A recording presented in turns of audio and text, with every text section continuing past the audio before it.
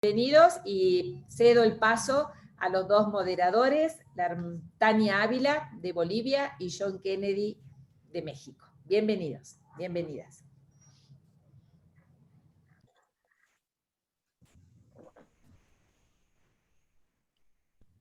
Muchas gracias por participar de este momento de diálogo. Queremos presentarles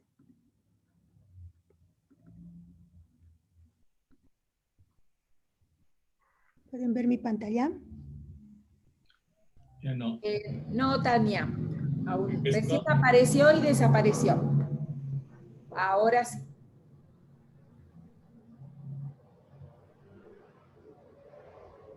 Perfecto. Bueno, este es el cuarto webinar que tenemos como comisión y el título que le hemos puesto es Acción Social, Comunidades Escuchando el Grito de los Vulnerables. Nuestra intención es enfatizar la escucha y una escucha continua y atenta. Por eso somos comunidades escuchando el grito de los vulnerables. Con todo lo que está pasando en el contexto que estamos viviendo, creo que necesitamos tener una escucha atenta, una escucha activa y constante, no solamente con los oídos, sino con todo el ser. Y el lema o la referencia que le hemos puesto es mano a mano con los pobres.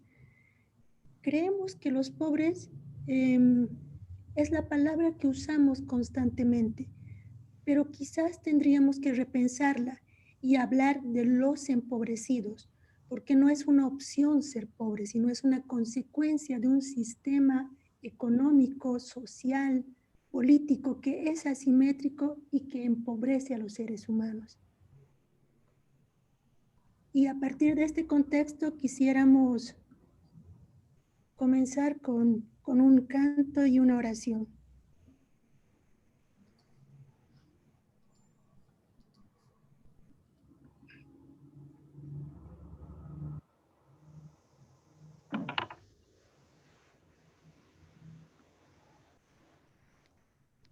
Bueno, buenas tardes, noches. En este día, en esta tarde, los quiero invitar a que nos pongamos en presencia de Dios, de nuestra Madre María, y que nos unamos a toda la creación entera, a nuestros hermanos vulnerables, aquellos que sufren, que nos unamos también a todo lo que Dios nos ha regalado para alabarlo y bendecirlo, y que lo hagamos mediante este canto, que seguramente muchas de ustedes lo conocen, y los invito a que lo podamos entonar en este acto de oración, de ofrenda de nuestras vidas también, puestas al servicio de los demás.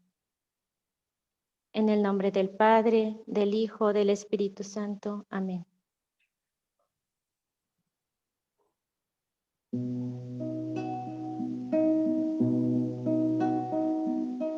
Laudato si, oh mi Signore, laudato si, oh mi Signore, laudato si, oh mi Signore, laudato si, oh mi Signore, y por todas tus criaturas, por el sol y por la luna, las estrellas y los vientos, por el agua y por el fuego, laudato si, oh mi Signore, laudato si, oh mi Signore, laudato si, oh mi Signore, laudato si, oh mi Signore, por la hermana Madre Tierra que alimenta y nos sostiene, por los frutos, flores, hierba, por los montes y los mares, laudato si, oh mi Signore, laudato si, oh mi laudato si. Oh mi Signore, laudato si. Oh mi Signore, porque el fin de nuestra vida es cantarte y alabarte, y porque nuestra existencia sea siempre un canto alegre, laudato si. Oh mi Signore, laudato si. Oh mi Signore, laudato si. Oh mi Signore, laudato si. Oh mi Signore.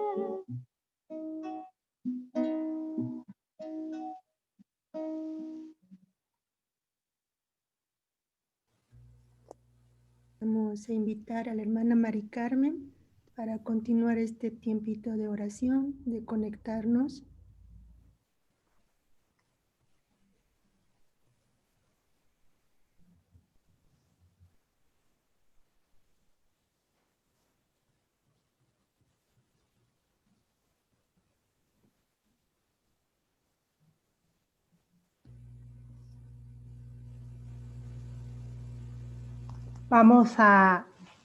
Les invito a que tomemos un momento de oración en continuar con la oración a que nos ha introducido el canto de Laudato Si en este cuarto ciclo sobre los objetivos de la Laudato Si, y que está pues también en el contexto de esta cuarta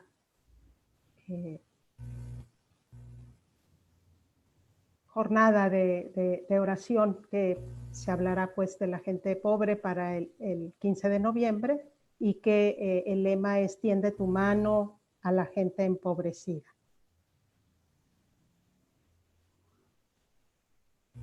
Les invito a que tomemos un momentito de silencio.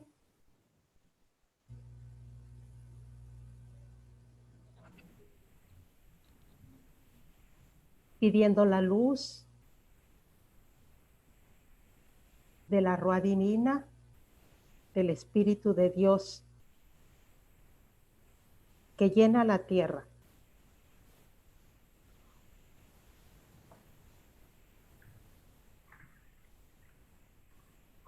Que guíe nuestra reflexión, esa sabiduría divina, y nos muestre sus senderos.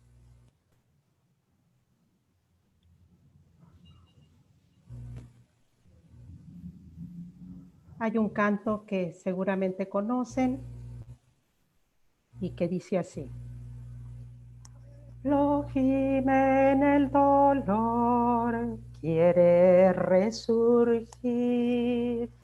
El Dios del pueblo de Israel va a librarlo al fin.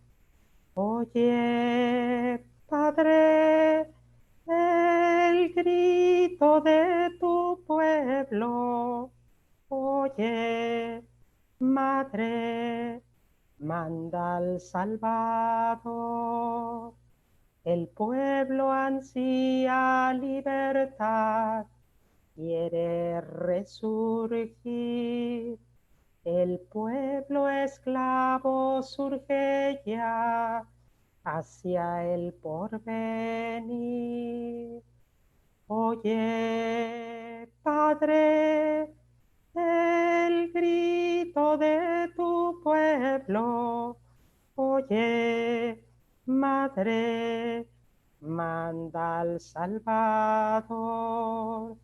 El pueblo anhela vida y paz, quiere resurgir. El pueblo esclavo en marcha está hacia el porvenir. Oye, Padre, el grito de tu pueblo. Oye, Madre, manda al Salvador. La marcha es dura, recio el sol, lento el caminar, pero es llave que al frente va, dando aliento y paz. Oye, Padre, el grito de tu pueblo. Oye, Madre, manda al Salvador.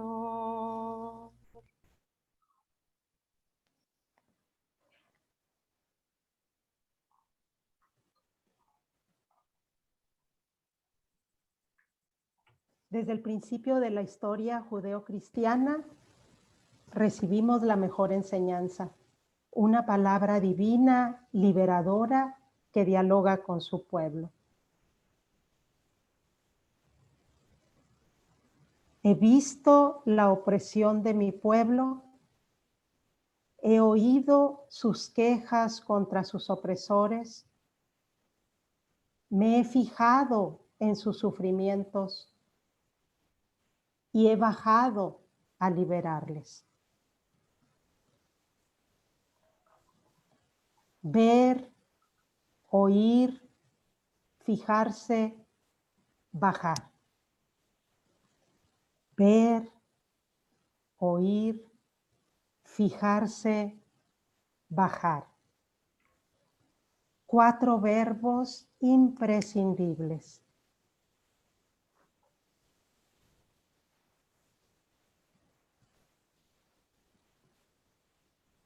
Escuchar no es solamente percibir sonidos. La escucha no es tal si no hay voluntad de diálogo. Porque dialogar es camino sinodal y hay que hacerlo como Dios lo hace. Viendo, escuchando, fijándonos, bajando, tomando decisiones consensuadas. Porque lo que afecta a todas y a todos, hay que decidirlo entre todas y todos, dando a luz acciones transformadoras.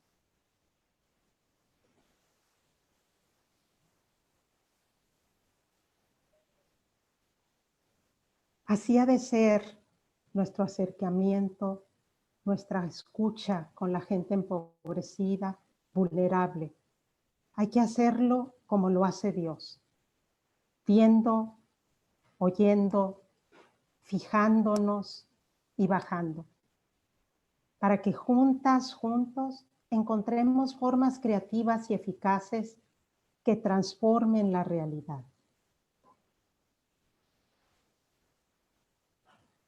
Vamos a acercarnos para escuchar el clamor de la gente empobrecida, de las mujeres, de la niñez y la juventud, de las personas enfermas y minusválidas, de la gente migrante y refugiada, de la madre tierra.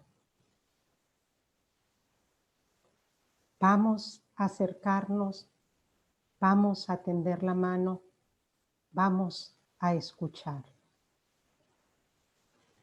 No más indiferencia. No más indiferencia. Vamos, vamos, vamos. Eclesia sinodal y en salida. Vamos a encontrarnos con la gente empobrecida y a buscar transformar esta realidad. Amén.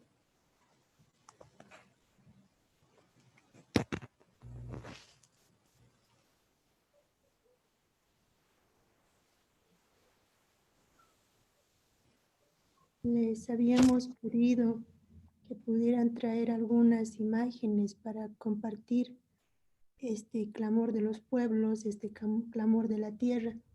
Las personas que las tengan, por favor, si pudieran ponerla frente a la pantalla, de modo que podamos ver en las pantallas.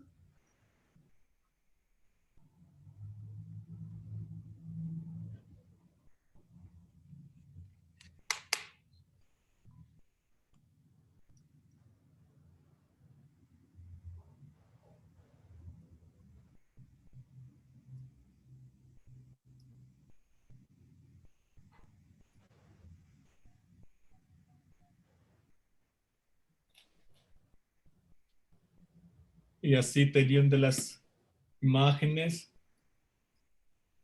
vamos también ir reconociendo el paso de Dios en nuestra vida.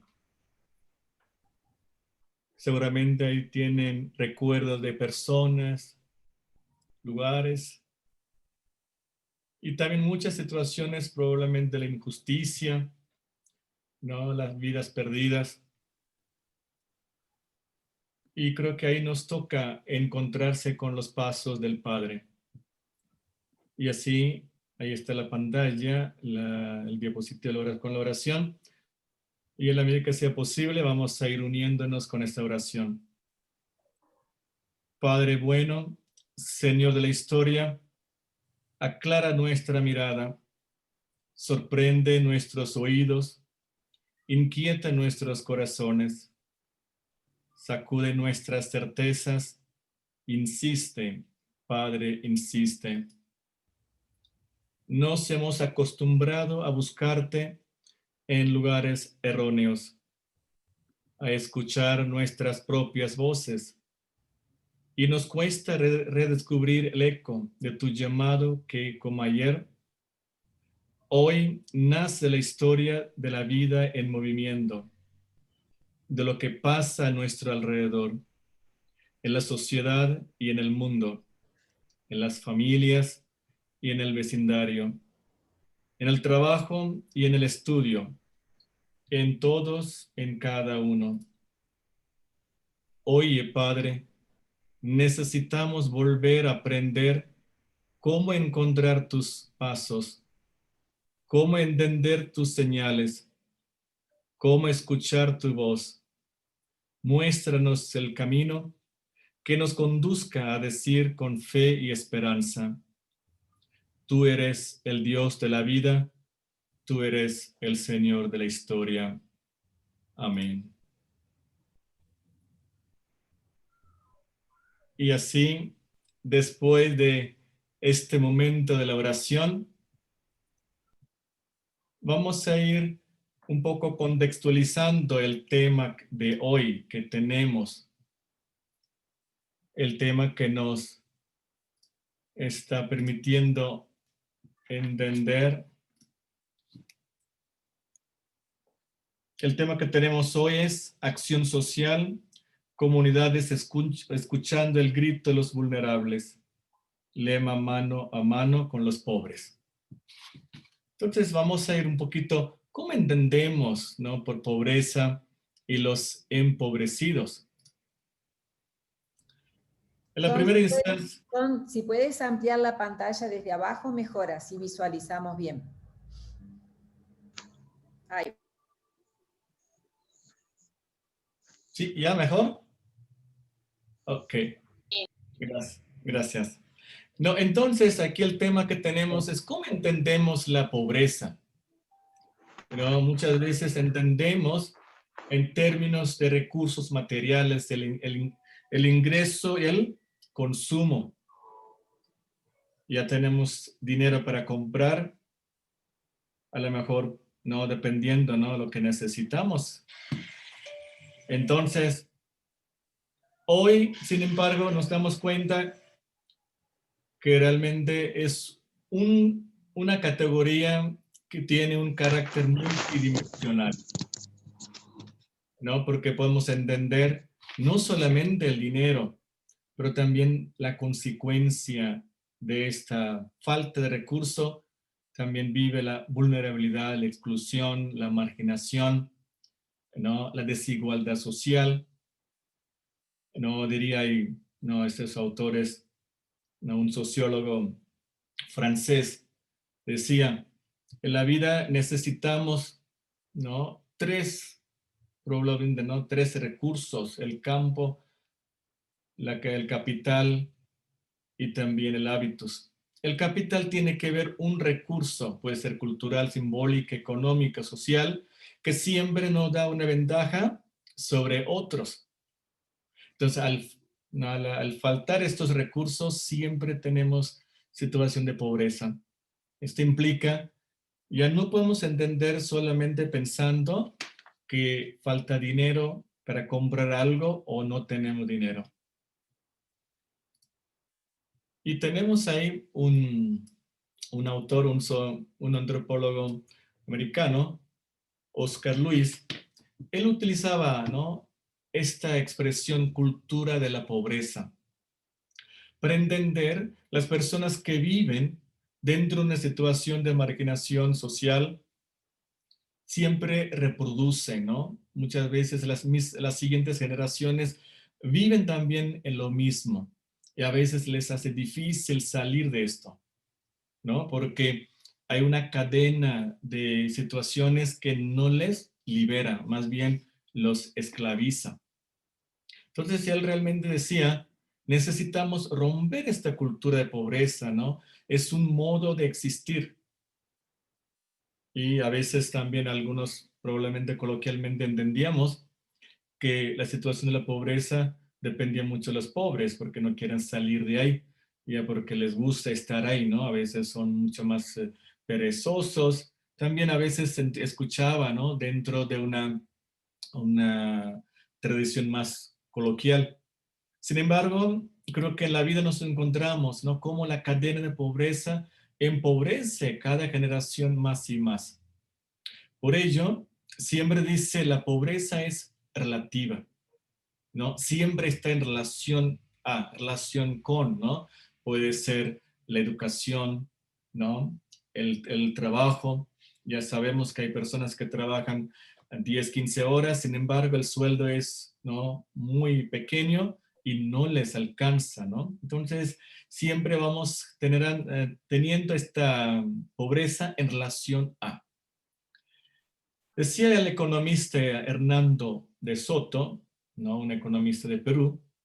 Él decía, el capitalismo es un club privado con derecho de admisión, ¿no? Yo creo que eso probablemente no solamente el capitalismo, sino también tenemos muchos círculos donde vamos, ¿no?, escogiendo personas, ¿no?, con quien se puede relacionar, quienes son ya beneficiosas para nosotros, y ahí vamos excluyendo personas en todo este grupo de personas.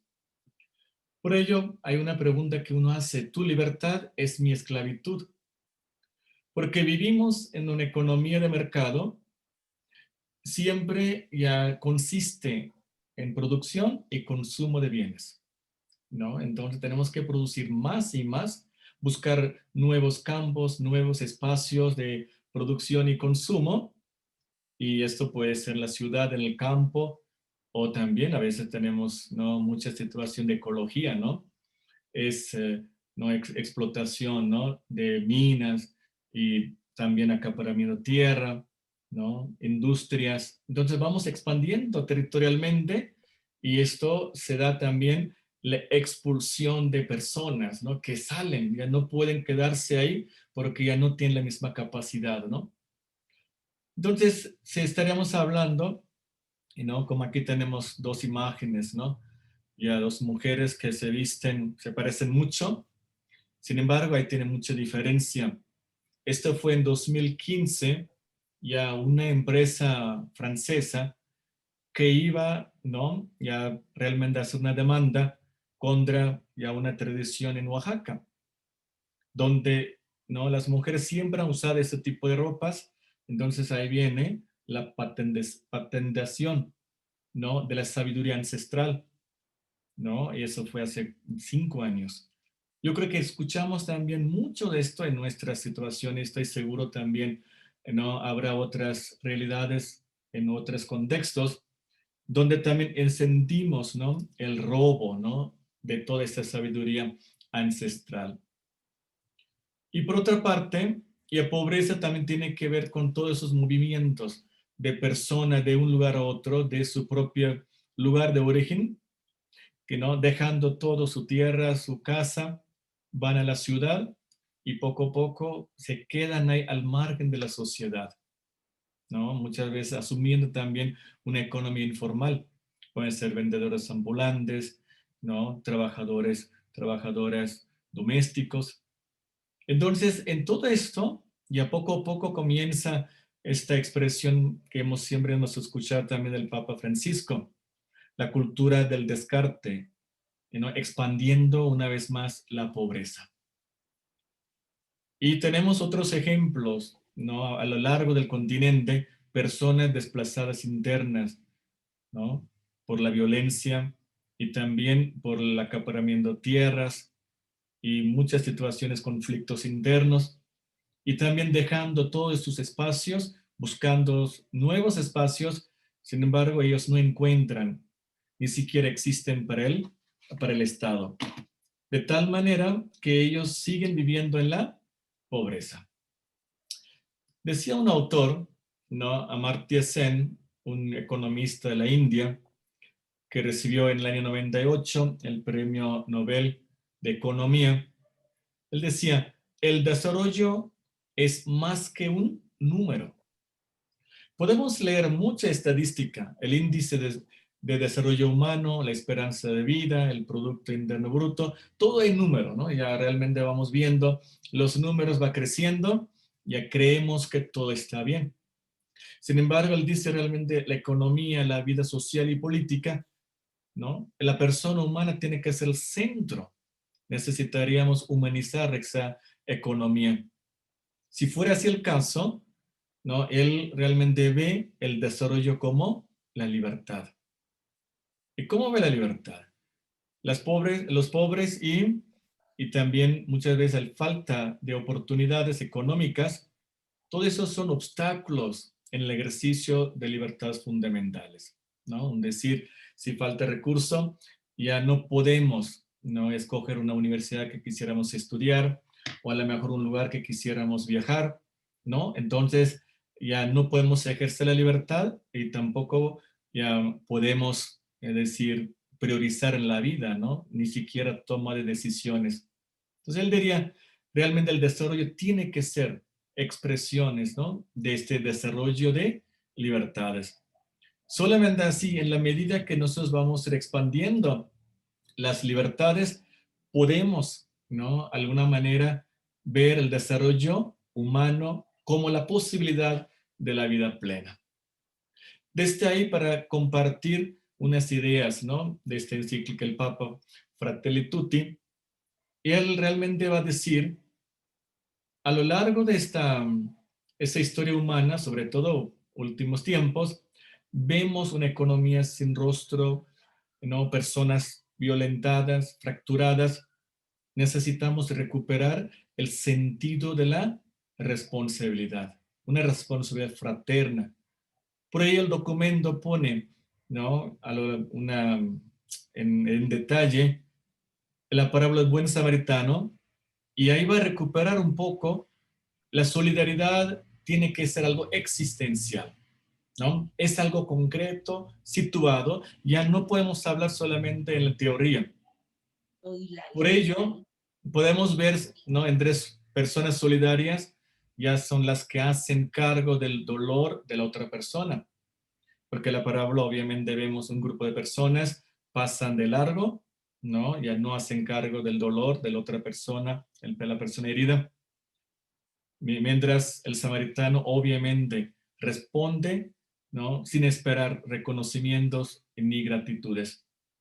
Por ello, es importante, ¿no? Retoman también un poco el Gaudium Spes número 24, es importante sentir que nuestra tarea, en el sentido, como salió también la oración, necesitamos salir de la indiferencia, porque vivimos ya un momento donde encontramos la globalización de la indiferencia, donde ya todo es indiferente, no me toca y yo estoy bien, entonces no nos interesa, ¿no? En esta camina del otro.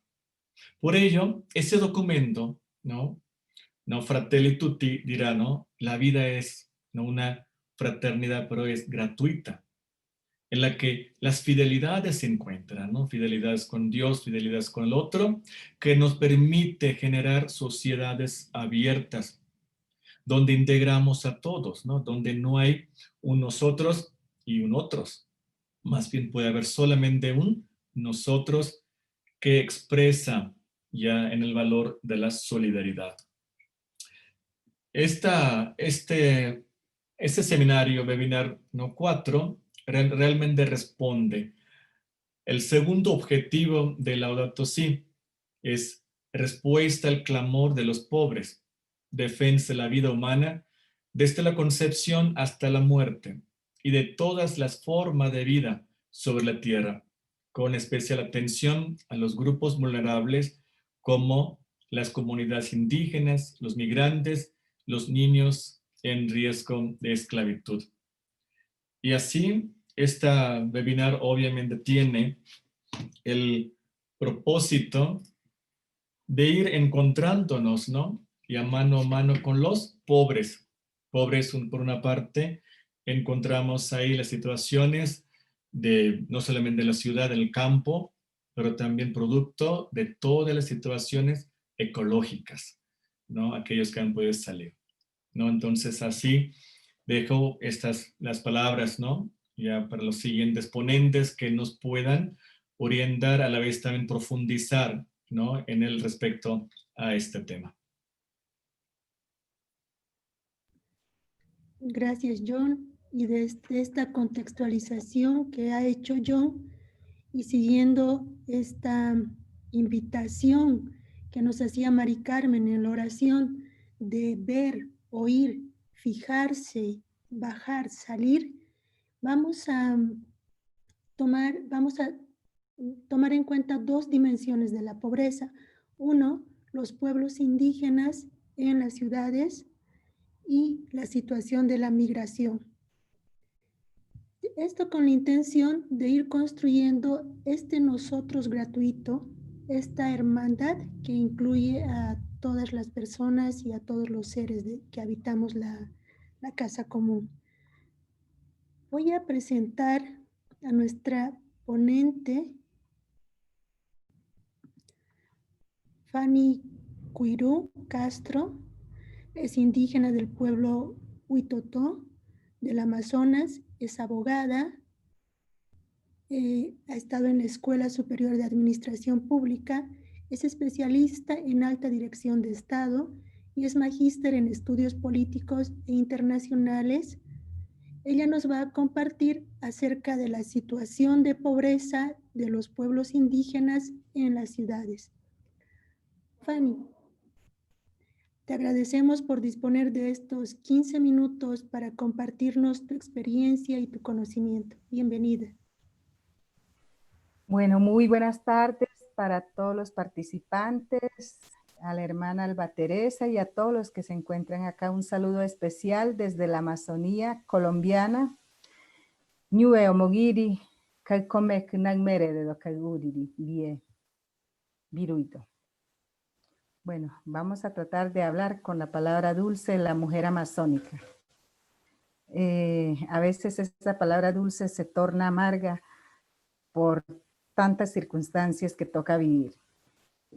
Bueno, entonces, el tema de la población indígena en contexto de ciudad o en zonas urbanas no es gratuito. Como bien lo decía el señor John, que me antecedió, son situaciones que se han dado hoy que los pueblos indígenas y sobre todo las familias se encuentren en las ciudades las ciudades capitales de los diferentes departamentos en el caso de Colombia. Son causas, dos causas que son graves que han hecho que la población indígena migre hacia las ciudades, hacia los centros urbanos. Uno, involuntario, que es por el conflicto armado colombiano que lleva 60 años. Nosotros en la Amazonía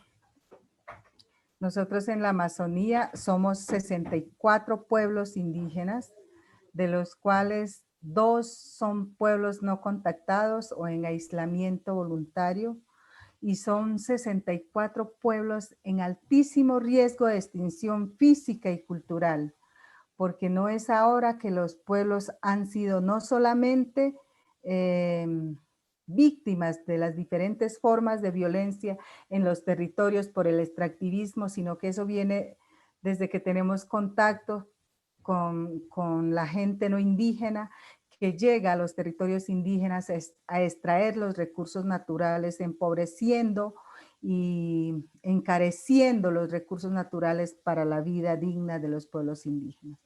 Entonces, una de las causas es el conflicto armado que ha desterritorializado a los territorios indígenas.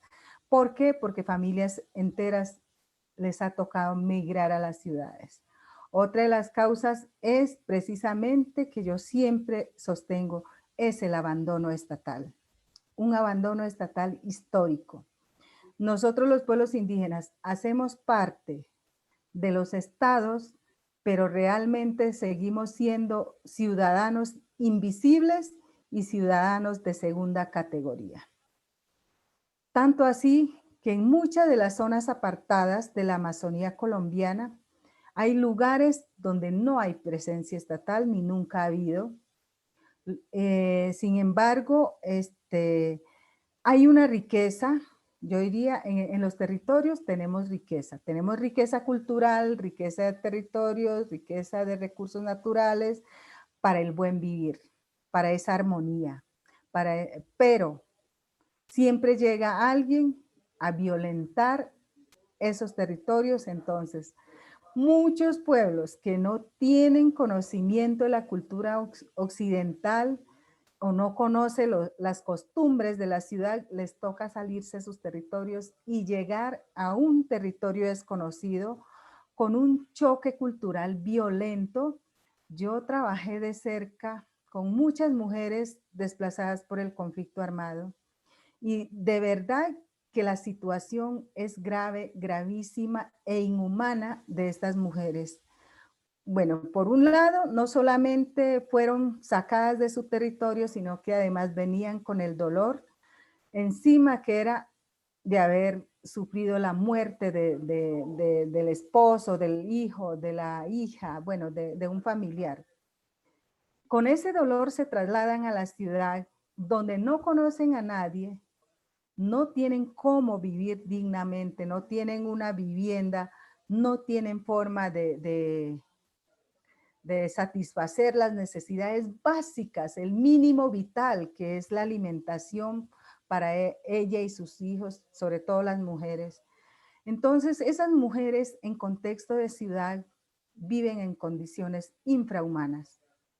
Conocí muchas situaciones de mujeres que llegaban y que no tenían dónde dormir, entonces se quedaban en las periferias de las ciudades, en un techo de plástico, con unos ladrillos, con unos niños adentro, mejor dicho,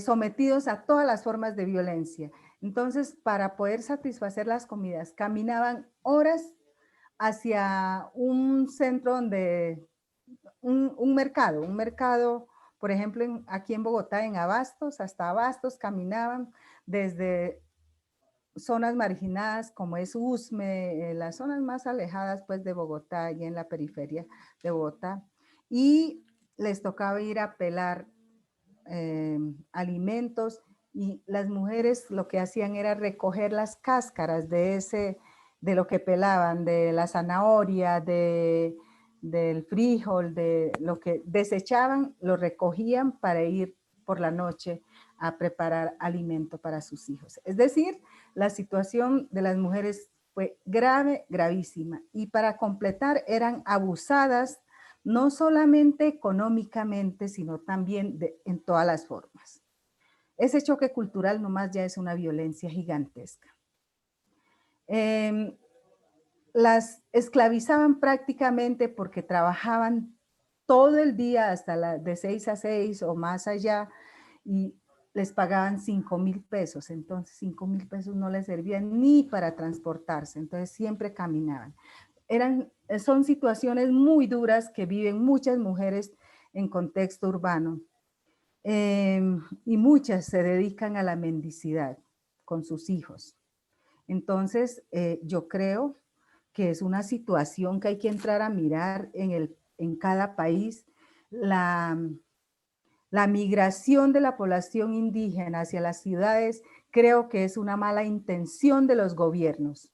Primero, porque al no tener la atención suficiente en los territorios o no garantizar la seguridad, es decir, para que no los violenten los grupos al margen de la ley, permiten que ocurran de todo tipo de situaciones, lo que la Corte ha llamado ese estado de cosas inconstitucional en todos los territorios, hace que la población migre hacia las ciudades. Entonces, si no hay un análisis profundo de estas causas, pues yo creo que el territorio amazónico se va a quedar sin guardianes, y es lamentable, porque hoy nos hemos dado cuenta que los únicos que realmente pueden considerarse guardianes de ese gran pulmón del mundo somos los pueblos indígenas. Tan es así que muchos estudios han mostrado que los territorios indígenas son los únicos que mantienen la selva en pie, los territorios limpios, las aguas limpias y donde hay armonía.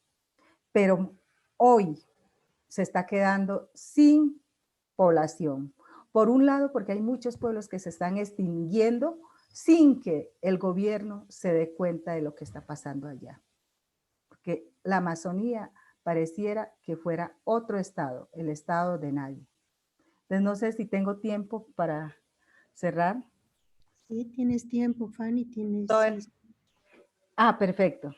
Entonces, hay de verdad un empobrecimiento en los territorios cuando disponen de nuestros recursos naturales. Y hay una pobreza absoluta en las ciudades porque los indígenas vivimos en un contexto que no es nuestro, donde hay muchas necesidades, muchas demandas que no se pueden adquirir porque la mayoría de estas personas, de las mujeres y familias que llegan al territorio, llegan sin conocimiento de las costumbres de la ciudad, no tienen formación académica, no pueden acceder a un trabajo digno, entonces lo único que hacen a veces es ser vendedoras ambulantes o esclavizadas en las casas de familia como empleadas domésticas, bueno, sufren todo tipo de maltrato. ¿Qué hemos hecho nosotros? Yo creo que es importante que los que tenemos la posibilidad de participar en los espacios de toma de decisiones y de formulación de políticas públicas para pueblos étnicos o pueblos indígenas y afros, que siempre somos como los más vulnerables en la ciudad, debe haber una política para educar al funcionario público. El funcionario público debe educarse, porque él no tiene la formación para atender las necesidades de esta población. Entonces también, por otro lado, hay políticas públicas que vulneran los derechos de los pueblos indígenas. ¿Por qué? Porque los quieren homogenizar, porque los quieren atender como a todo el mundo. Entonces, eso también es una violencia ya en la ciudad contra la población indígena. Entonces hay muchas situaciones que debemos asumir los que estamos en la ciudad. Yo soy una de las que a toda hora peleo, entre comillas digo peleo porque le doy el debate al funcionario público de cómo tiene que trabajar con la población indígena. Hay que tener en cuenta siempre políticas públicas con pertinencia cultural, pertinencia étnica y cultural, pertinencia para pueblos indígenas, políticas pertinentes.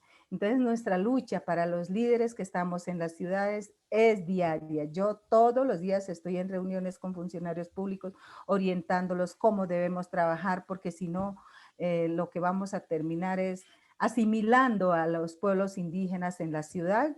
Entonces, ¿qué vamos a hacer? Pues como dicen algunos antropólogos, pues tendremos la fisonomía indígena, pero seremos indígenas con ¿cómo es? Como sepulcros blanqueados, algo así dijo, porque ya no tendremos esa esencia, ese conocimiento, esa espiritualidad que nos caracteriza, esa colectividad. Sin embargo, por ejemplo, yo he visto que aquí en Bogotá hay muchos pueblos que ya se unen para seguir practicando sus rituales y sus conocimientos ancestrales en espacios, tratando de construir malocas en la ciudad, porque la Amazonía se caracteriza pues por tener esas casas comunales, colectivas, para practicar las tradiciones, sean danzas, sea espiritualidad. Entonces, a eso hoy en Bogotá se está tratando pues de orientar los que tienen suerte, diría, porque los demás sí están en situación grave. Y preocupante, por ejemplo, para las mujeres que fueron desplazadas por el conflicto armado y que tuvieron hijos en la ciudad. ¿Por qué? Porque esos niños que nacen en la ciudad, pues se crían en una cultura mayoritaria, se olvida de lo propio porque va a los colegios que no tienen esa pertinencia cultural, entonces pierden toda la esencia de sus tradiciones y de lo de ser indígena. Entonces cuando regresa a su territorio son unos extraños en sus propios territorios. Entonces ahí hay un empobrecimiento cultural también. Entonces aquí hay muchas aristas de donde nosotros tenemos que mirar y trabajar si queremos que los pueblos indígenas sigan perviviendo, sigan existiendo, a pesar de todas esas vulneraciones de sus derechos, que es permanente, siempre hay acciones con daño, frente a la cual toca estar muy atentos para que eso no siga ocurriendo. Muchas gracias.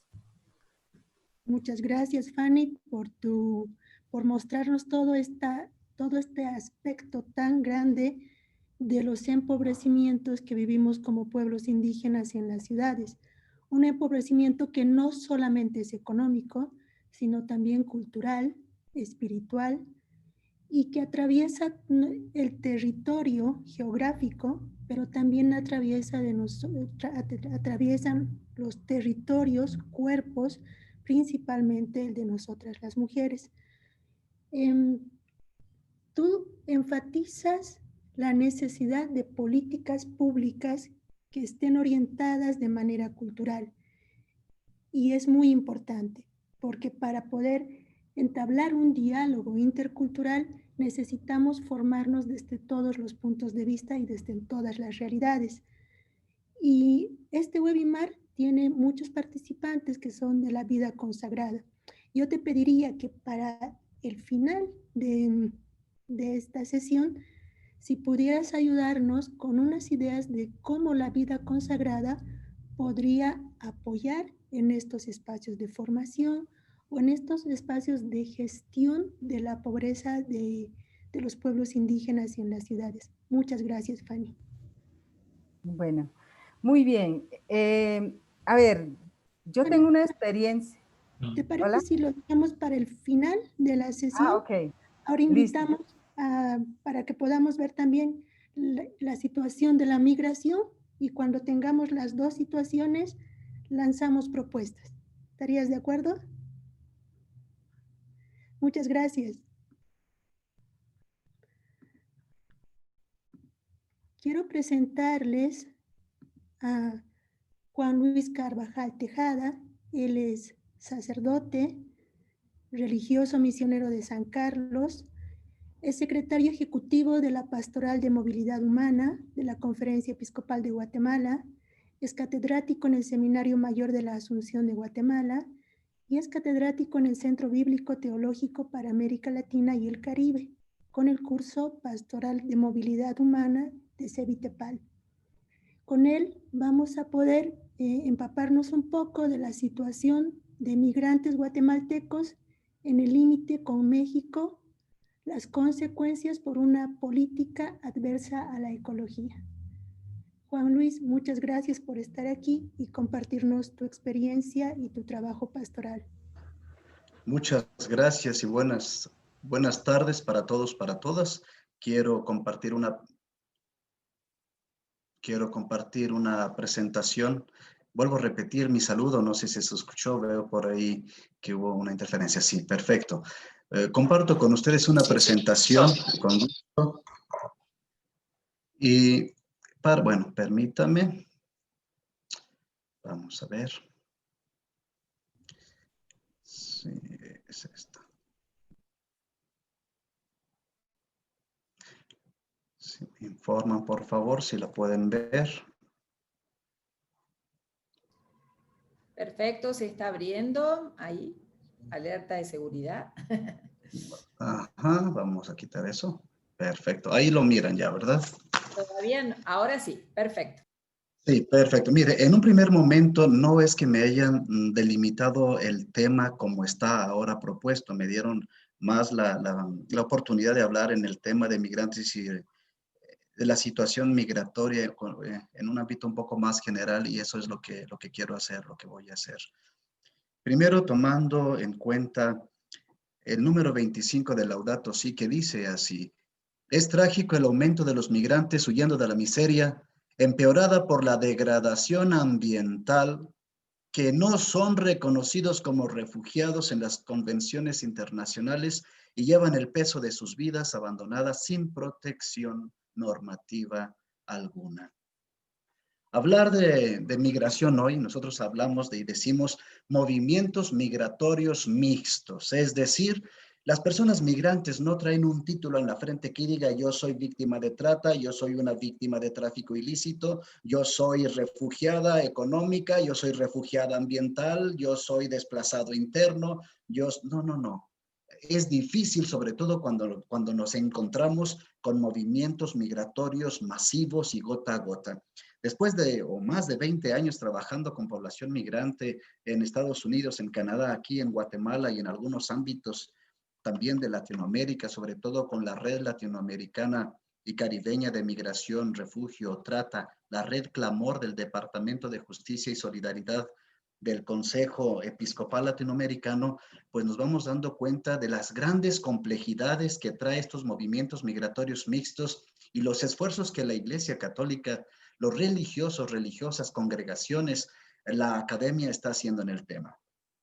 Claro que cómo escuchar el clamor de este pueblo peregrino, de esta iglesia que se mueve, que se pone en camino con todos los sufrimientos y con todos los perfiles, con todas las caracterizaciones, niños, niñas, adolescentes, niñas, madre, mujeres solteras, mujeres viudas, niños separados o no acompañados por un tutor legal, gente en riesgo de apatridia, etcétera. Es un problema complejo cuando, mire, por esta tierra está pasando gente africana o haitiana que viene desde Chile, que ya tienen hijos en Chile, tuvieron sus hijos en Brasil, tuvieron hijos en Ecuador, en Panamá, con todo lo que sucede en toda la ruta migratoria y que atraviesan Guatemala. Y claro, como ya se dijo, los pueblos originarios siguen excluidos, siguen abandonados y claro, emigrando y con un desplazamiento, y después vienen y se complican las cosas cuando estamos hablando del CCID, como llama la sección Migrantes y Refugiados del Dicasterio para el Desarrollo Humano Integral del Vaticano, cuando ahora está en todo un proceso de consulta, la crisis climática y desplazamiento. El grito de los excluidos, lo sabemos y lo repetimos y ya lo sabemos como letanía, la gente por la pobreza, la miseria, la falta de oportunidades, por una violencia de Estado, por una violencia de los gobiernos, una violencia que está incrustada en todos los tejidos sociales, estados que están cooptados por el crimen organizado, donde tenemos narcoalcaldes, donde las fiscalías están involucradas con crimen organizado y con actores que están metidos en todos estos asuntos y que dificulta la tarea de la justicia. Defensores y defensoras de derechos humanos de la población migrante, discriminados, amenazados, perseguidos, mutilados o martirizados. Esto es lo que tenemos, esto es lo que hace que nuestras gentes salgan. Y después, claro, vienen todas unas percepciones, muchas equivocadas de las poblaciones migrantes, porque bueno, después, ¿cómo va a recibir Chile a tanta gente de Venezuela? ¿Y qué vamos a hacer los peruanos con toda esta gente que viene a robarnos el trabajo? ¿Qué vamos a hacer en México con todos esos chapines y hondureños que son criminales y mareros? ¿Qué vamos a hacer? Nos están quitando el trabajo. Y lo mismo dice los Estados Unidos, todos esos migrantes violadores, todos esos migrantes criminales, incluso literalmente llamó animales. Sabemos las causas: conflictos armados, situaciones de violencia, violaciones a derechos humanos, desastres, gobiernos y actores del sector privado, milicias, militarismos en la zona, grupos extremistas, empresas multinacionales que vienen a robar las riquezas de los pueblos, como ya lo escuchamos, toda una minería, toda una explotación a cielo abierto, donde se abre el espacio a estas grandes empresas multinacionales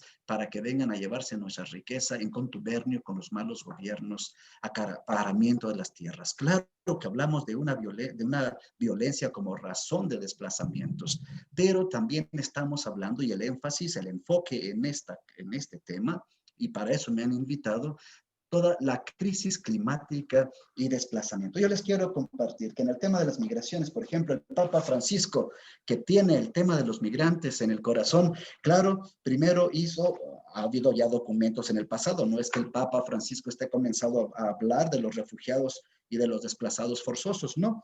En el 2013, el Pontificio Consejo para la Pastoral de Migrantes Itinerantes ya había sacado un documento sobre ello. El Papa Francisco, claro, con toda su preocupación, hace 3 años, pues, comienza a elaborar las orientaciones pastorales contra la trata de personas, que tiene acciones muy concretas y que invita a todos los ámbitos, no solo eclesiales, sino también sociales, para dar respuestas, buscar la justicia para las personas víctimas o sobrevivientes de la trata de personas. Y después nos presentó ya en este año las orientaciones pastorales sobre el desplazamiento interno, lo mismo, con toda una serie de recomendaciones muy prácticas que, bueno, lamentablemente con muchos documentos en la iglesia salen, se elaboran y se publican, pero pocos llegan a ser rumiados, a ser masticados, a ser analizados para después ver esas recomendaciones muy prácticas que el Papa hace y comenzar a vivir. Esta es la situación que se está viviendo en este momento en Guatemala, y claro, se vivió también en Honduras,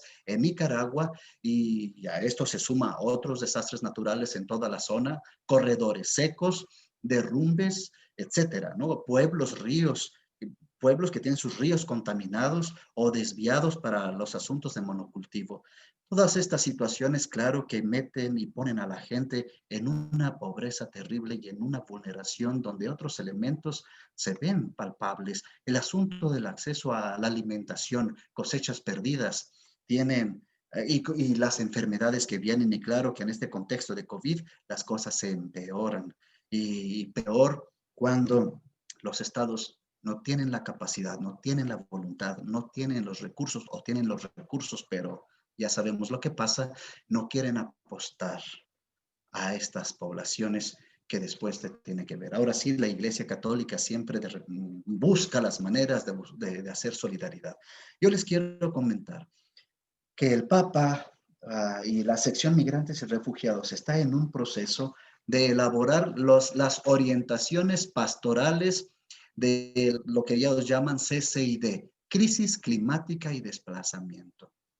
Por lo menos en esta zona, con el representante de la sección Migrantes y Refugiados de esta parte, padre Robert Stark, y Diego, que está más en la parte sur de Latinoamérica, están haciendo una consulta con todas las conferencias episcopales sobre este tema. En esta región ya lo tuvimos hace 2 semanas, donde están pidiendo insumos de las conferencias para elaborar esas orientaciones pastorales en el tema. Y en el instrumento Laboris presentaron estos 10 puntos que ustedes ven aquí en su pantalla. Y van a venir recomendaciones muy, muy prácticas de cómo responder ante estas situaciones de desplazamiento forzado. Este desplazamiento forzado que tiene que ver con las inundaciones. Aquí en Guatemala tenemos ahora, se habla de más de 100 personas que han perdido la vida, algunas de ellas desaparecidas porque las montañas les han caído encima, otros, bueno, los puentes derrumbados, unas situaciones muy, muy lamentables que van a empeorar la situación porque no va a haber cosecha, perdieron comunicación, etcétera, y que va a terminar con esos desplazamientos internos, pero también desplazamientos transfronterizos o transregionales.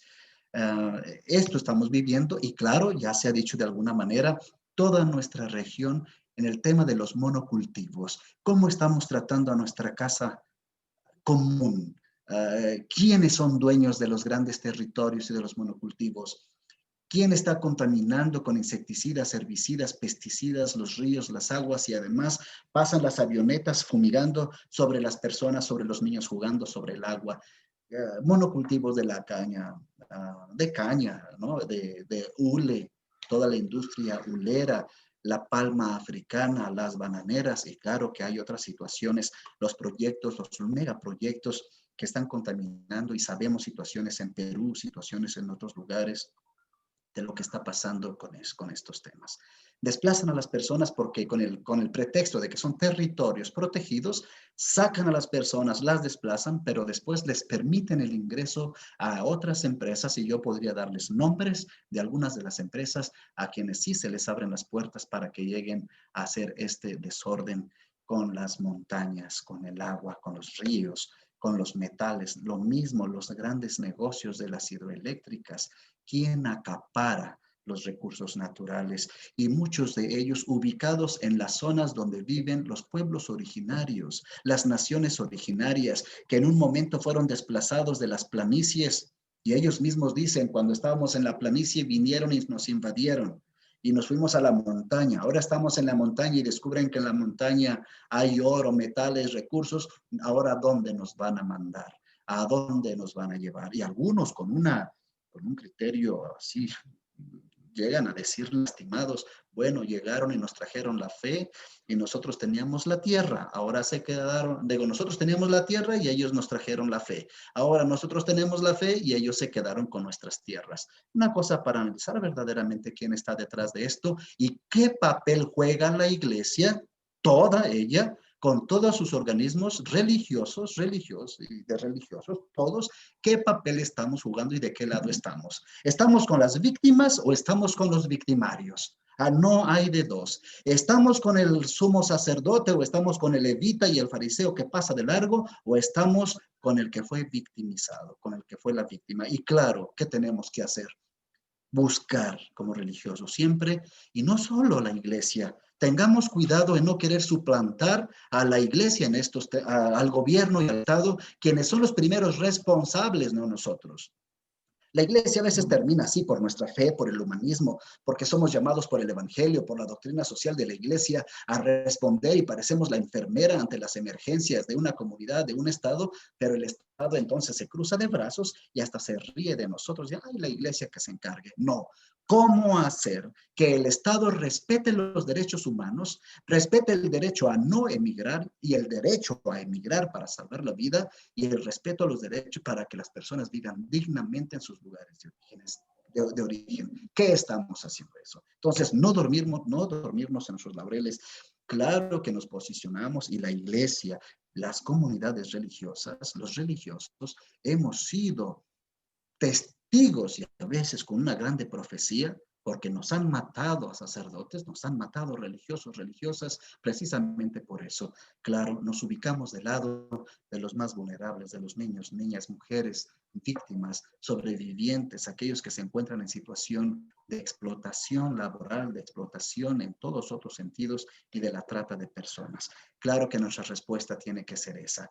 Vivir una hospitalidad evangélica como mandato, que ya lo sabemos de memoria, con todos estos tipos de ayuda, con esta cercanía para ir al encuentro de las personas sin tener miedo, más allá del rasgo, más allá del idioma, más allá del acento, más allá del color de la piel. Con estos tipos de ayuda muy concreta, más allá de los discursos bonitos, homilías bien elaboradas y mensajes escritos o declaraciones. Aquí se necesita ser muy, muy prácticos y muy cercanos con las personas que quieren comer, no quieren un sermón.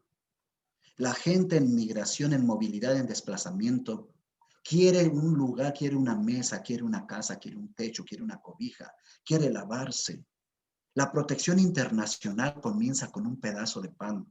Claro que las legislaciones y los convenios internacionales ayudan y tienen que ayudar, muchas veces desobedecidos o ignorados por los estados.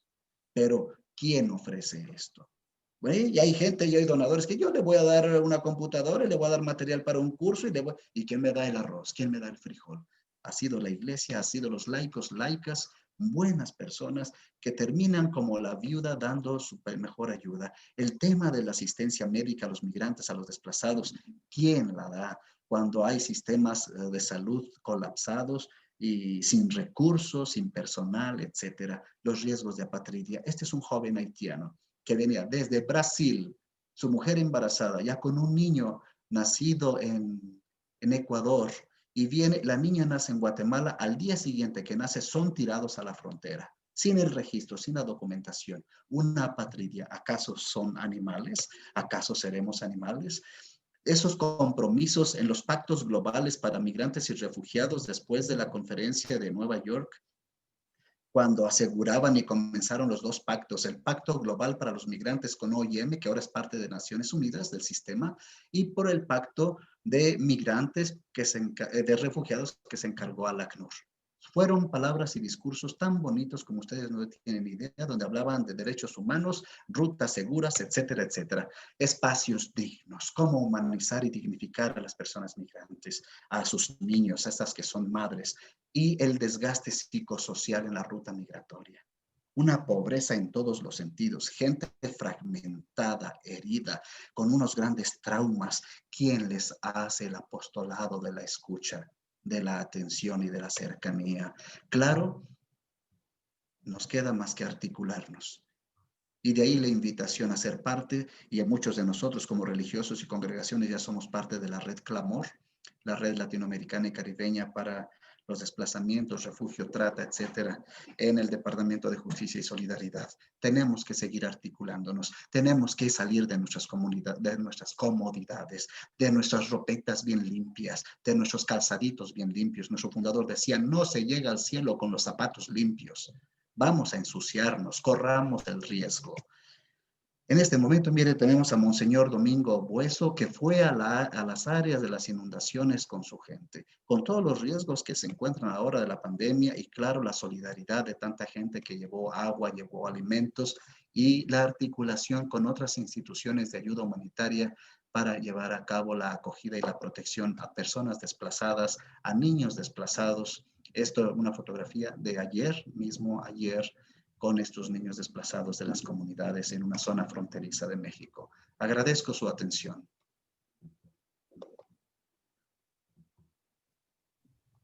Muchas gracias, Juan Luis, porque nos has mostrado la situación y con este énfasis en pasar de la palabra a encarnar la palabra en hechos concretos y cuestionándonos también acerca del rol que tiene la Iglesia, que no esté sobrepuesto al del Estado, más bien como una invitación a ser una iglesia aliada para que el Estado cumpla su función, pero también manteniendo la cercanía al pueblo, a los pueblos diferentes.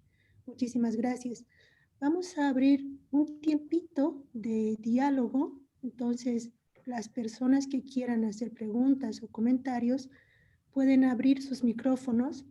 Mientras se van animando, yo les voy leyendo algunas que han salido en el chat. Hay un par de preguntas para Fanny. Fanny, ¿cómo ha logrado tener esta preparación profesional en Colombia? ¿Y cómo piensa que como vida religiosa podemos ayudar a empoderar a nuestros hermanos originarios? La otra pregunta dice, ¿cómo tomar postura como iglesia ante las realidades sin caer en el asistencialismo? ¿Qué tal si respondemos estas dos primero y luego entramos en las siguientes preguntas? Fanny, ¿quisieras comenzar? El primero, discúlpame hermana, casi no le escuché. La primera pregunta. Sí, la primera pregunta es, ¿cómo has logrado tener la preparación profesional que tienes estando en Colombia ¿Y cómo piensas que como vida religiosa se puede ayudar a empoderar a nuestros hermanos originarios? Esa es una Ok. pregunta. Bueno, la primera es muy personal. Realmente yo, a ver, ¿qué me motivó a mí? Realmente yo creo que en la vida uno tiene un motor que lo empuja y el motor que me empujó a estudiar derecho primero fue la historia de mi pueblo. Yo soy descendiente de todo el genocidio, de la cauchería. Mis ancestros casi fueron exterminados. Entonces, como ese fue el gran motivo que me impulsó a hacer la carrera de derecho primero. Y pues toda la vida yo vengo de una familia de autoridades y de caciques que siempre trabajaron en beneficio para nosotros. El gobierno es el servicio, el gobierno indígena es el servicio. Entonces siempre tuve como desde la maloca, desde mi comunidad, esa enseñanza. Entonces siempre me enfoqué mi profesión y mi trabajo hacia el servicio. Entonces eso me motivó a mí a estudiar mi carrera y en la medida en que iba trabajando, pues iba financiando las otras, las especializaciones y la maestría. Entonces eso es como el espíritu que le nace a uno de avanzar. Así le toque trabajar duro. Entonces para mí fue duro, pero estudié, digamos, en universidades privadas, siempre pagando, o sea, no disfruté de ninguna beca. Entonces, yo misma financié mis estudios todo el tiempo y creo que es muy importante, uno, primero, ser referente para los demás, ser un ejemplo de que querer es poder, siempre se dice eso, de que querer es poder. Entonces, fue un motivo, ¿no? Y fue como hacer la justicia para mi pueblo. Eso me motivó por un lado. Y cómo trabajar, cómo la vida religiosa puede trabajar para apoyar. Yo creo que alguien decía, ¿cómo no caer en el asistencialismo? Mira, ¿qué hacemos nosotros o qué hicimos? Aquí hicimos un ejercicio con las mujeres y es cómo abrir espacios de trabajo donde se involucre no solamente el conocimiento occidental, sino también el conocimiento propio, hacer espacios interculturales de trabajo intercultural y mostrar hacia la otra sociedad ese trabajo indígena que los trabajos, las actividades que hacen los indígenas, lo que nosotros producimos, son también, se puede compartir con el resto de la ciudad. Nosotros hicimos como un restaurante típico de comida amazónica y pues durante casi 10 años estuve al frente de eso para motivar a las mujeres a mantener la cultura y ellas lo que aprendieron fue cómo desde su propio conocimiento puede hacer actividades que le permita sobrevivir en la ciudad. Y lo otro es acompañarlos. Yo también no soy amiga del asistencialismo porque eso es como el mercado que uno le entrega y la persona ya come una vez al día o a la semana y después no tiene nada. No, aquí hay que darle herramientas, enseñarles, trabajar en la ciudad, buscarles espacio donde puedan desarrollar todas esas actitudes que tienen, todo ese conocimiento que tienen, puedan desarrollar. Y por otro lado, cómo acompañarlos en los espacios donde se discuten las políticas, donde se toman decisiones frente a las poblaciones, cómo la religiosidad puede acompañar y siempre lo han hecho. Yo he visto mucho a las hermanas Lauritas aquí en Colombia acompañando a los pueblos indígenas en esos espacios de formación, de capacitación. Hay que capacitar, pero sin que deje lo propio, ¿no? Pero sí que conozca también de la otra cultura para que se puedan defender de una manera, digamos, como debe ser.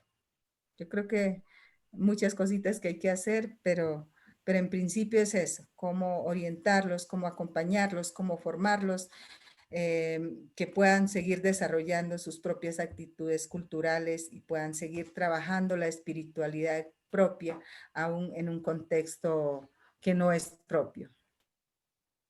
Muchas gracias, Fanny. Voy a leer un par de preguntas que están dirigidas a Juan Luis. ¿Cómo tomar postura como iglesia sin caer en el asistencialismo? Y la otra pregunta, cuénteme una experiencia que haya sido muy significativa en el trabajo con los migrantes.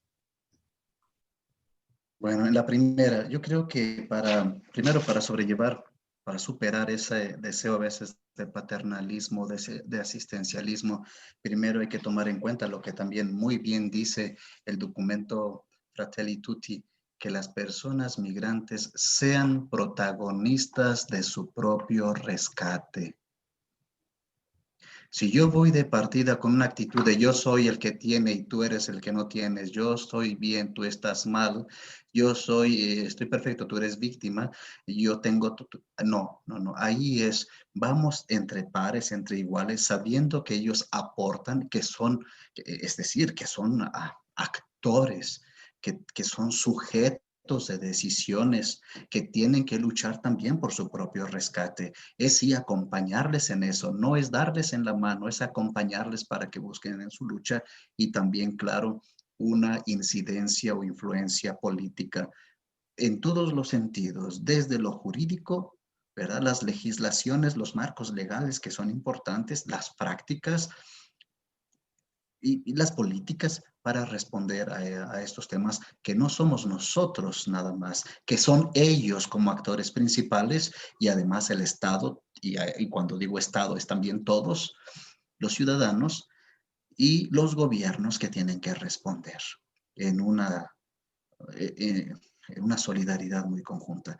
Cuando me piden una experiencia significativa, tengo tantas, no sé ni cuál. Yo creo que una de las últimas fue ahora con el tema de la cerrazón de fronteras. Guatemala cierra su frontera por COVID, Honduras cierra su frontera, cuando nos damos cuenta que hay más de 350 personas de África y de Haití queriendo entrar a Guatemala y que todos fueron deportados a una zona de adyacencia entre Guatemala y Honduras. Más de 350, algunos cubanos también, pero la mayoría haitianos y africanos abandonados y tirados en el monte porque Guatemala los deportaba y Honduras decía, tenemos la frontera cerrada, no entran. Gracias a Dios que el ejército me permitió la entrada para ver en qué situaciones estaban y claro, con esto del COVID y con todo, yo tuve que pasar mi cuarentena después, pero sin miedo y arriesgándome a decir, pues no hay problema, si aquí me quedo y aquí me muero, pues aquí fue todo, pero ellos no se van a quedar solos.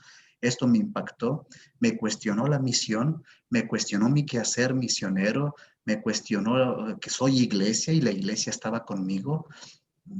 Entonces eso fue para mí muy, muy significativo y esta gente quedó muy agradecida. Todavía siguen en contacto conmigo desde los Estados Unidos, que ya llegaron algunos o de Tapachula, de México, pero fue esto impactante con estos niños que estaban ahí tirados, algunos de ellos lastimados, con hambre, una situación que me ha impactado, lo último que me ha impactado y así podría decir otras muchas experiencias. Bueno, muchísimas gracias, Juan Luis. Aquí tenemos un par de preguntas que ojalá Fanny y Juan Luis puedan responder. Primero tenemos ahí, ¿no?, todo ese desplazamiento de pueblos a la ciudad y no todo tiene que ver con las políticas neoliberales y cómo realmente la vida religiosa pueda, ¿no?, a luchar contra este capitalismo. Y junto con esto hay otra pregunta de su experiencia. ¿Qué ideas sugieren para integrar la dimensión ecológica de la conversión en la Jornada Mundial de los Pobres? Si tanto Fanny como Juan Luis pueden tomar como 2 minutos cada quien, responder esta pregunta y a la vez también sugerir, ¿no?, a la vida religiosa en América Latina a unas acciones, unas pautas concretas, ¿no?, para poder responder, ¿no?, a este llamado que estamos haciendo, ¿no?, atender a los pobres. ¿Está por ahí Fanny?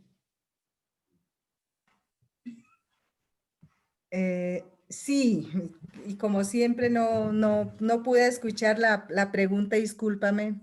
Por favor, ¿me la repite? Bueno, hay dos preguntas. La primera es, que hay tantas por las políticas neoliberales, ¿no? Hay mucho desplazamiento de pueblos a la ciudad.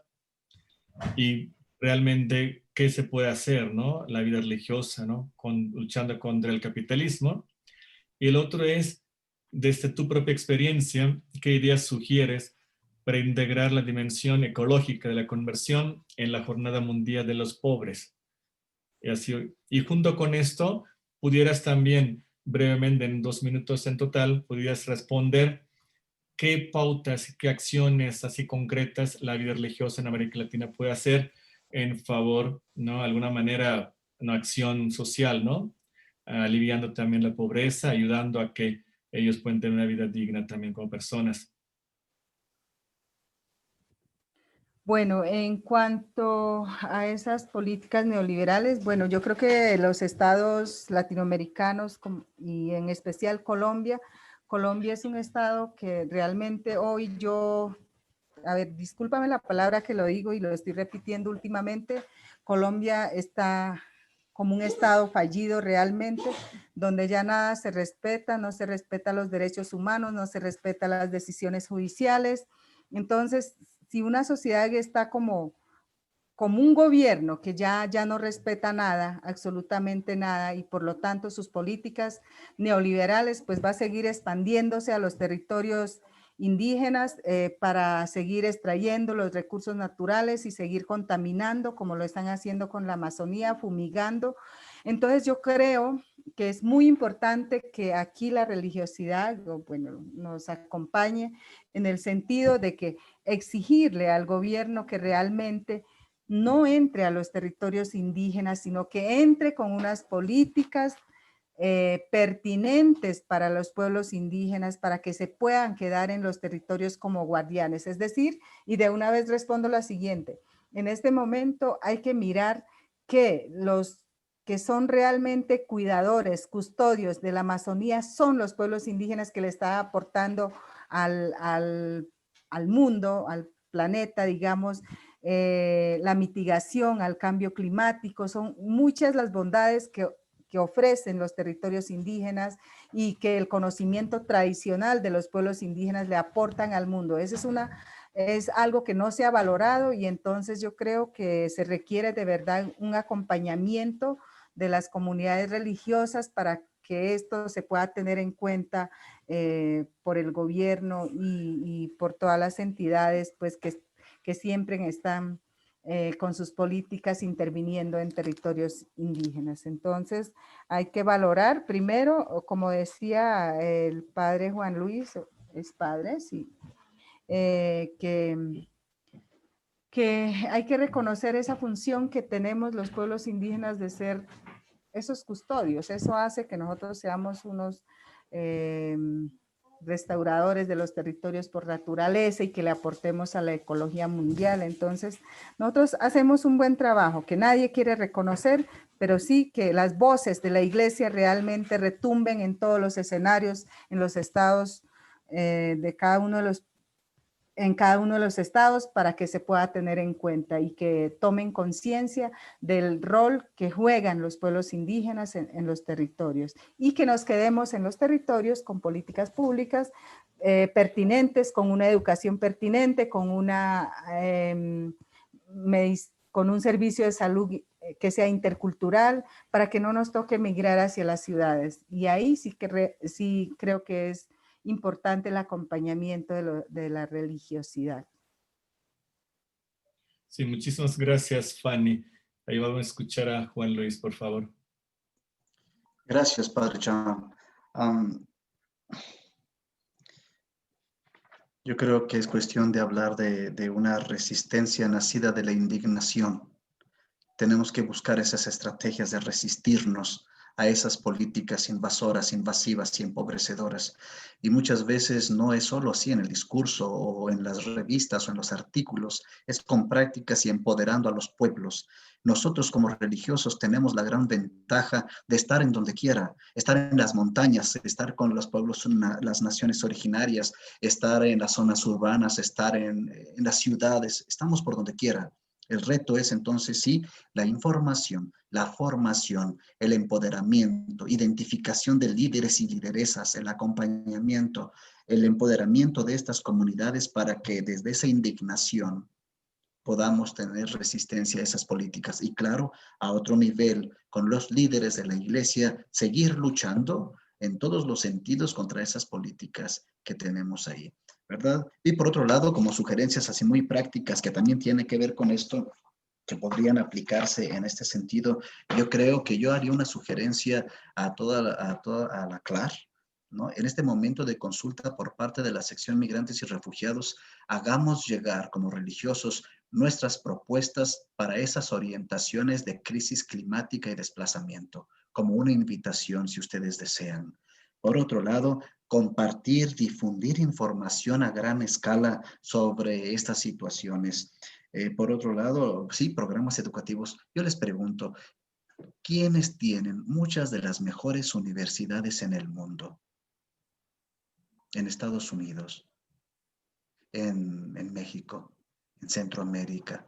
Somos los religiosos, los que tenemos grandes universidades, líderes en la academia, ya sean los jesuitas, que sean las universidades, otras, muchas. Somos religiosos. Comunidades religiosas que tienen un carisma en la formación. Entonces yo creo que es eso, programas educativos, identificar los territorios afectados, los corredores secos, los bosques, las playas, las selvas que están sufriendo y bueno, tomar en cuenta a lo mejor el acuerdo de Cancún con todo el tema de cambio climático, ir al meollo del asunto, a esas empresas y multiempresas que contaminan con la emisión de gases. Es decir, vayamos un poquito más allá, aunque toquemos las costillas a los grandes empresarios, programas de desarrollo, ¿no? Campañas de sensibilización, programas de, bueno, de empoderamiento, como ya lo he dicho, promover a los estados la incidencia política para visas humanitarias para los desplazados, para las desplazadas. Entonces yo creo que es eso, ¿no? El Vaticano, la sección está pidiendo ahorita que cada conferencia episcopal pueda tener una oficina específicamente para personas desplazadas. Esto es lo que yo puedo decir en este momento como cosas muy prácticas, pero bueno, a seguir animando a cada uno desde su carisma para ir luchando contra esas políticas venenosas. Muchísimas gracias, Juan Luis. Muchas gracias también, Fanny, por toda esta aportación que de alguna manera nos invita, ¿no?, a ver la vida religiosa desde la dimensión profética. Como decía ahí, no entra solamente en asistencialismo, pero también ya acciones concretas que nos permita, ¿no?, generar cambios, transformaciones, ¿no?, estructurales, de manera que también la vida humana pueda tener la centralidad en todo lo que hagamos, tanto en la economía, en la política, en lo social, ¿no? Yo recuerdo un poquito más, no quedemos solamente ya en número, ojalá que el crecimiento humano no se califique o no se cuantifique con los números, más bien de personas. Seguramente así tendremos, ¿no?, una vida sin pobreza, ¿no?, poniendo a la persona. Así que muchísimas gracias una vez más, Fanny y Juan Luis, por su aportación, ¿no?, tanto lo teórico y también con su propia experiencia y testimonio. Agradecemos también de parte de la Comisión Ecológica, ¿no?, a cada uno de ustedes participantes en esto, y les invitamos a participar igualmente.